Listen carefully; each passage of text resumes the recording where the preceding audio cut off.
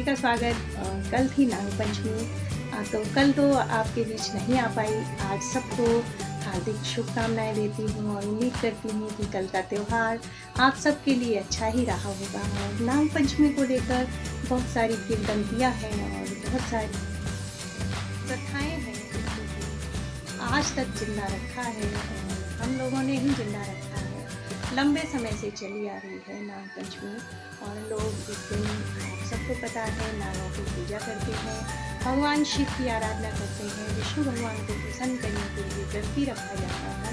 तो कुछ लोगों को पता है, कुछ लोग नहीं जानते होंगे, तो उसी के वजह से एक छोटा सा वीडियो अपलोड कर रही हूँ ताकि आप लोगों को एक अच्छी सी जानकारी पहुँचा सकूँ कि नाग पंचमी हम मनाते तो हैं, लेकिन क्यों मनाते हैं, इसके पीछे क्या राज है, वो मैं आप तक पहुंचा रही हूँ। नाग पंचमी जो है बहुत लंबे समय से मनाई जाती है, हिंदू धर्म में मनाई जाती है, बाकी लोग नहीं मनाते हैं।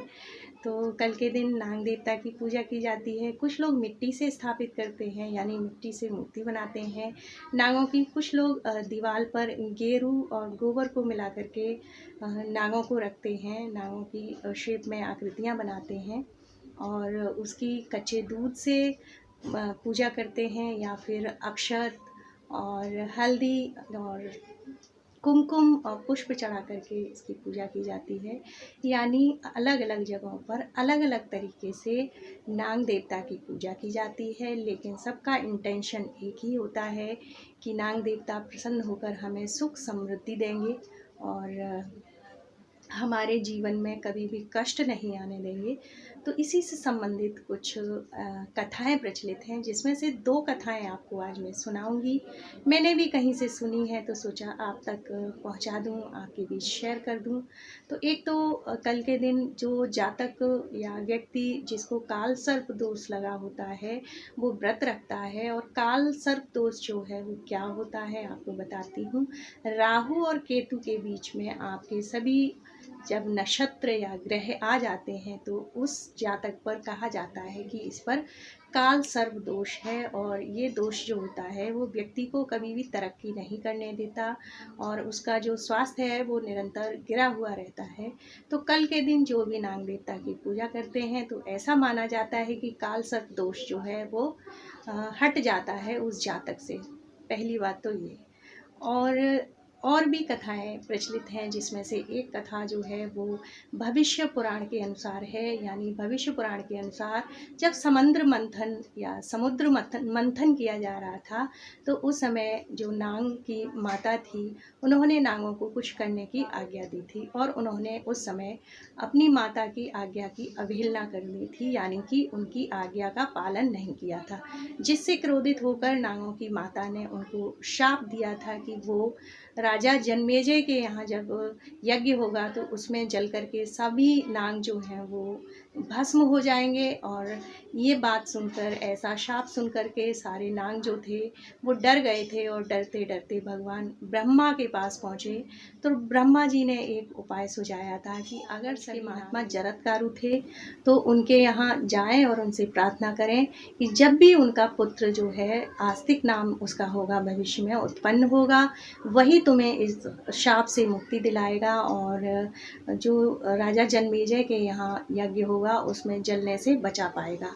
तो ऐसा सुनकर के, यानी ब्रह्मा जी की बात सुनकर के सभी नागदेव जो थे वो नागवंश के महात्मा जरत्कारु के पास पहुँचे और उनसे अपनी जान की गुहार लगाई, यानी अपने आप को बचाने यज्ञ रखा। तो उसमें एक एक करके सभी नाग जो थे वो जलने लगे थे और ऐसा नाग पंचमी वाले दिन हो रहा था। तो उसी दिन महात्मा जरत्कारु के पुत्र आस्तिक वहाँ पर प्रकट हुए और उन्होंने ठंडे जल की धार जो थी वो सभी नागों के ऊपर डाल दी। बच गए, यानी जलने से सारे नाग बच गए और इस तरीके से उनकी जो प्राणों की रक्षा हुई। और इस रक्षा को किया था जगत्कारु ने पुत्र। तो एक कथा तो ये हो गई। दूसरी कथा ये है कि एक समय की बात है, एक किसान जो था वो खेत में हल चला रहा था और उस किसान के 2 पुत्र और 1 पुत्री थी। हल चलाते चलाते क्या हुआ कि जो नाग के अंडे थे, नागिन के अंडे थे, वो हल के नीचे आ गए और सारे के सारे अंडे फूट गए।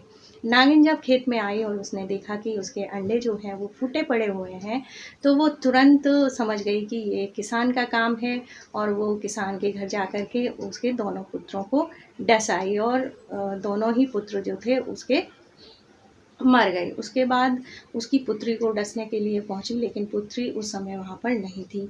दूसरे दिन नागिन फिर उसके घर गई और पुत्री को डसने के लिए जैसे ही आगे बढ़ी, तो पुत्री ने एक कटोरी में दूध भर करके नागिन के सामने रख दिया, जिससे नागिन बहुत प्रसन्न हुई और उसको लगा कि इस पुत्री को, यानी किसान की पुत्री को नहीं काटना चाहिए, और उसने अपना इरादा बदल दिया। अंत में उसने उसके दोनों भाइयों को भी लौटा दिया, यानी कि किसान के पुत्रों को भी जिंदा कर दिया, क्योंकि वो जो नागिन थी वो उस किसान की पुत्री से बहुत ज़्यादा प्रसन्न हुई थी। दूसरी कथा ये है। तो उम्मीद करती हूँ कि आपको आज की दोनों कथाएं पसंद आएंगी। और एक बात और है कि कल के दिन यानी नाग पंचमी के दिन लोग क्या करते हैं कि जो बिल होते हैं सांपों के, उसमें दूध डालते हैं। ऐसा नहीं करना चाहिए। अगर आप आस्था रखते हैं तो उनकी मूर्ति पर दूध का अभिषेक कर सकते हैं, मूर्ति को खिला पिला सकते हैं, लेकिन जो जिंदा सांप सपेरे पकड़ करके लाते हैं उनको दूध ना पिलाएं, क्योंकि सांप जो है वो मांसाहारी क्या होता है कि नागों के फेफड़ों में चला जाता है और अंत में नागों की मृत्यु हो जाती है। तो किसी न किसी तरीके से हम पाप के भागीदारी बनते हैं, क्योंकि किसी की हत्या करना ये बहुत बड़ा गुनाह है, भले ही आपसे हत्या अनजाने में हुई हो। तो मेरी इस वीडियो के माध्यम से प्रार्थना यही है कि मैं किसी की आस्था को चोट नहीं पहुंचा रही हूँ, ना ही मैं ये चाहती हूँ कि आप लोग पूजा पाठ ना करें।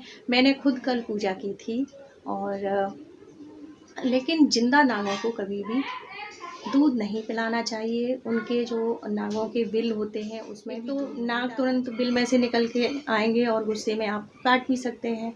दूसरी बात, आप नागों को दूध पिलाएंगे तो दूध जो है वो सीधा फेफड़ों में जाता है, और फेफड़ों में जा कर के उनको निमोनिया से ग्रसित कर देता है, जिसकी वजह से अंत में नागों की मृत्यु हो जाती है। तो ये नहीं करना चाहिए, और ये वैज्ञानिक दृष्टिकोण से मैंने बताया है, किसी की आस्था को ठेस पहुंचाना ही। आज मैं लेती हूँ आपसे विदा, और कल मिलती हूँ फिर किसी नए वीडियो के साथ, नए टॉपिक के साथ। तब तक के लिए आप सभी को मेरा प्रणाम, और आप अपना ख्याल रखिए, यूँ ही खुश रहिए।